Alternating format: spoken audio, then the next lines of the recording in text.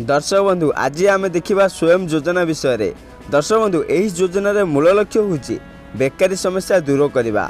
बेकार युवक युवती मैंने यही योजन अंतर्भुक्त हो निजर बिजनेस स्टार्ट करें। जदि आपण मानकर आगुरी कौन बिजनेस अच्छी तेबे यह संप्रसारण करें।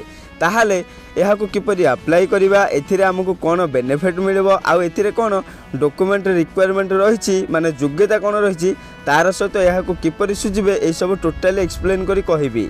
चलतु वीडियो को स्टार्ट करवा। दर्शक बंधु यही योजना को लॉन्च करिसेंती ओडिशा सरकार जे कि नवीन पट्टनायक। यही योजना रे आपन को लोन मिलबो मैक्सिमम 1 लाख पर्यंत, किंतु आपन को राशन कार्ड रे नाम थिबा दरकार। ता सहित आपणकर एज 18 रु 35 वर्ष भितर होइथिबा जरूरी, तबे आपण एही योजना रो लोन पाई परिबे। ता छड़ा एथिरे गोटे शर्त रखा जायछि, जदि आपण लोन जे कोनसी जगह रो आनिछंती तार ईएमआई सुझी नाहांती बा ईएमआई चालू अछि तेबे आपण एही लोन पाई परिबे नाही। जदि आपण लोन आनिथिले ताको सुझी देइछंती ताहाले आपण लोन पाई परिबे। एहाको आपण सुझिबे केमिति आउ इंटरेस्ट रेट कोन रहइबो मु आपण को कहि दिए। एठी आपण को कोनोसी प्रकार रो इंटरेस्ट दबाको पड़िबो नहीं, कारण यह एक इंटरेस्ट फ्री लोन आउ यह को सुझिबा पई सरकार 4 वर्ष टाइम देउछंती।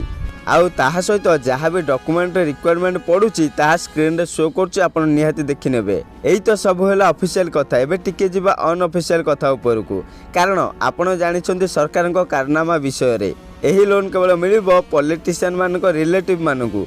गरीब लोकों को लोन मिलवा कष्ट नुहे काठिकर हम। जदि आपण माने मो विचार एकमत अछंती ताहले कमेंट निहाती जणाइबे। जय जगन्नाथ।